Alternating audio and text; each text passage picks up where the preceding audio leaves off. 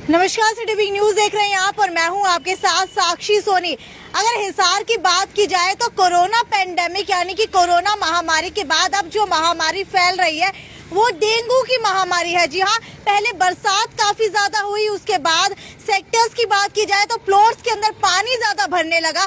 इसके अलावा अगर इस सीजन की भी बात की जाए तो मच्छरों का सीजन इसे कहा जाता है, जिसके बाद अब मच्छर ज्यादा होने की वजह से और कूलर्स के अंदर पानी खाली ना करने की वजह से, बाल्टियों के अंदर पानी जमा होने की वजह से डेंगू के मच्छर अब पनपने लगे हैं। हालांकि लार्वा कई जगह 14 सेक्टर के अंदर मिला था, जब बायोलॉजिस्ट डॉक्टर रमेश पुनिया ने जाकर के चेक किया था।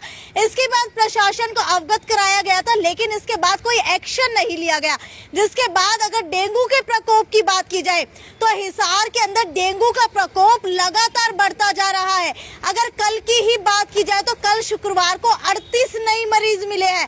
जी हाँ, अगर हिसार के अस्पतालों की बात करूं तो हिसार के अस्पतालों के अंदर स्वास्थ्य सुविधाएं कुछ इस तरीके की हो चुकी है कि मरीज डेंगू के ज्यादा हो गए हैं, लेकिन उनको रहने के लिए बेड नहीं मिल रही है, वेंटिलेटर तक की सुविधा नहीं मिल पा रही है।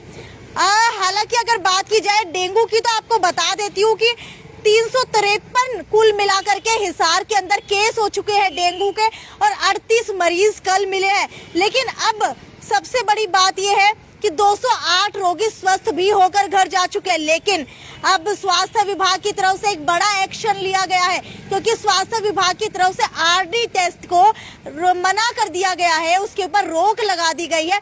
और ये रोक किस वजह से लगाई है, इसके पीछे का भी कारण बताऊंगी।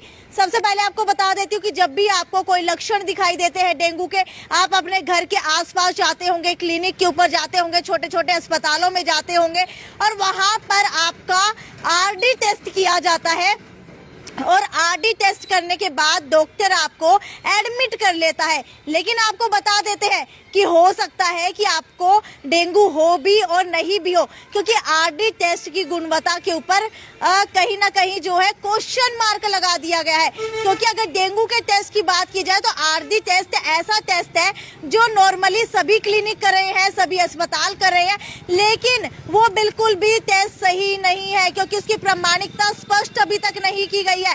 हालांकि आरडी टेस्ट करने के बाद मलेरिया विभाग के अंदर वो सैंपल भेजा जाता है, जहां पर जाकर के पता चलता है कि डेंगू है या नहीं है। हालांकि जिनको डेंगू नहीं होता है, जी हाँ, जिनको डेंगू नहीं होता है उन्हें भी पास के अस्पताल और क्लिनिक अपने पास एडमिट करके रख लेते हैं, जिसके बाद उनका उपचार वहीं पर शुरू कर दिया जाता है। लेकिन क्लिनिक और छोटे छोटे अस्पतालों को समझ नहीं आता कि आखिरकार पेशेंट का उपचार करना कैसे है, जिसकी वजह से पैसा तो बन जाता है लेकिन मरीज की हालत क्रिटिकल हो जाती है। उसके बाद उसे मलेरिया विभाग के अंदर टेस्ट के लिए भेजा जाता है। उसके बाद पता चलता है कि वहां पर उसकी हालत क्रिटिकल हो चुकी है। उसके बाद जब प्लेटलेट्स बिल्कुल डाउन आ जाती है, कम आ जाती है, और उसके बाद जब प्लेटलेट्स कहीं पर मिलती नहीं है, तब जा करके मरीज की आंखें खुलती है और वो दर दर की ठोकरें खाने के ऊपर मजबूर हो जाता है। तो अब इसका समाधान क्या है, तो आपको बता देती हूँ कि समाधान इसका है, क्योंकि स्वास्थ्य विभाग की तरफ से एक और टेस्ट आपको बता देती हूँ, अलाइजा नाम से बताया गया है कि इसको मान्यता दी गई। आपने कोरोना टाइम में भी देखा होगा कि कई जो है टेस्ट किट्स आई थी, लेकिन उसको स्वास्थ्य विभाग की तरफ से नकार दिया गया था। ठीक उसी तरीके से अब डेंगू का जो टेस्ट है वो आरडी टेस्ट अगर आपके क्लिनिक कर रहे हैं तो उसको मत करवाइए, क्योंकि उसकी प्रामाणिकता स्पष्ट नहीं है कि वो टेस्ट सही है या नहीं है, आपको डेंगू है या नहीं है। हालांकि अलाइजा टेस्ट दिया गया है सरकार की तरफ से, इसको मान्यता दी गई है। अगर डेंगू पॉजिटिव आप लोग को दर्शा रहा है ये, तो इसके ब्लड सैंपल की जांच जो है मलेरिया विभाग के अंदर ही होनी चाहिए। इसके अलावा आपको बता देती हूँ कि कुछ ही दिन पहले आपने देखा था कि लाहौरिया चौक के पास, शांति नगर के पास जो है एक छोटी बच्ची मर गई थी, यानी कि उसकी मृत्यु हो गई थी।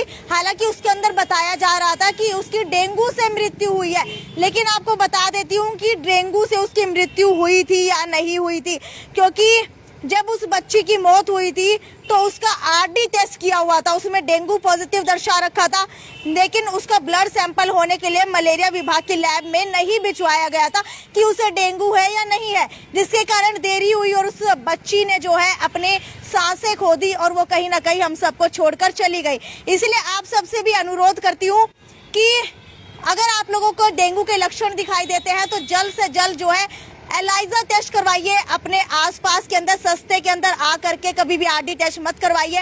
इसके अलावा अगर सरकार की बात की जाए और अगर हिसार प्रशासन की बात की जाए तो हिसार प्रशासन की तरफ से संजीवनी अस्पताल, जी हाँ, कोविड केयर अस्पताल जिसे बनाया गया था ओपी जिंदल स्कूल के अंदर, उसे कहा जा रहा है दोबारा से शुरू किया जाए और डेंगू के जितने भी मरीज हैं उनको वहां पर रखा जाए। क्योंकि अब अस्पताल की बात की जाए तो सारे के सारे अस्पतालों के अंदर बेड की संख्या कम है लेकिन मरीज ज्यादा हो चुके हैं, जिसकी वजह से मरीजों को दोबारा से घर लौटना पड़ रहा है। डॉक्टर्स की तरफ से 3 से 4 इंजेक्शन दे दिए जाते हैं, दवाई दी जा रही है कि आप घर पे ही अपना इलाज कराइए, हमारे पास बेड नहीं है। तो आपके लिए भी बता देती हूँ एक बार दोबारा से, डिजास्टर मैनेजमेंट एक्ट के तहत कार्रवाई की जाएगी अगर कहीं पर भी आरडी टेस्ट करता हुआ पाया गया, क्योंकि इसके ऊपर सरकार की तरफ से रोक लगा दी गई है। जब भी आप डेंगू टेस्ट कराने जाएं तो जरूर पूछें अपने क्लिनिक वाले से कि आपका आरडी टेस्ट किया जा रहा है या फिर एलाइजा टेस्ट किया जा रहा है, और प्रामाणिकता सिर्फ एलाइजा को दी गई है तो वही टेस्ट आप लोग करवाइए ताकि आप लोगों को भी पता लगे और आपका स्वास्थ्य भी ठीक रहे। खैर, ये तो यहीं तक की खबर थी, आगे भी आपको इसी तरीके से अपडेट देती रहूंगी। तब तक ज्यादा से ज्यादा शेयर करते रहिए। नमस्कार।